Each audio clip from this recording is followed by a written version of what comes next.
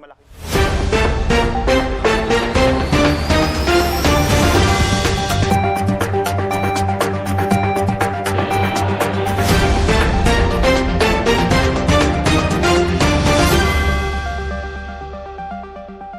Magandang hapon sa inyo lahat. Ako si Michelle Magduma, ang inyong tagapagbalita sa araw na ito. December 16, 2021. Isang malakas na bagyo at naranasan ng Taga Visayas. Sa bibigay muli ng mga detalye, ating pakinggan ang pagkukulat ng Mariel.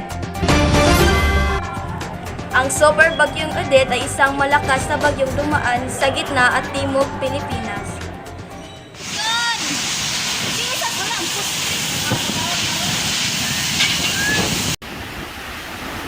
Ikalabing-anim ng Disyembre ay umakyat sa kategoryang Signal number 5 at 4, ang unang bagyo sa buwan ng Disyembre at huling bagyo sa Pilipinas taong 2021.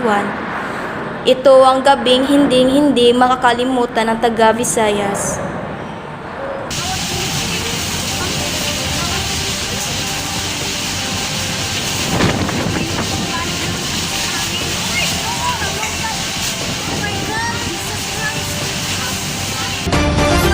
Nag-uulat, Mariel Buti.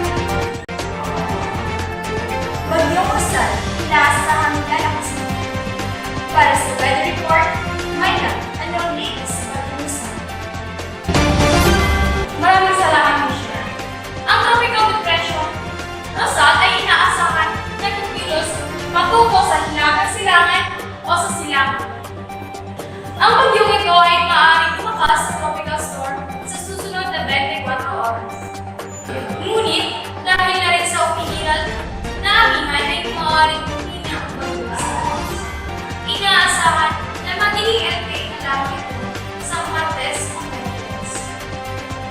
Ating pakinggan ang pagkukulat ni Grace sa labas nito. Grace, ano na ang update dyan? Maraming salamat, Broadcaster Mayla. At ngayon, nandito ako sa Barangay San Pascual. At sa nakikita nyo, may konting pag-ulan. At inaasahang mamayang gabi ay mas lalakas pa ito. Yun lamang po, salamat. Nagkukulat, Glyza Basilan. Maraming salamat, Glyza. At iyon ang weather update sa araw na ito. Balik sa iyo. Maraming salamat, Mayla. Muli, ako si Michelle Magduma, ang inyong tagapagkulat. Magandang gabi at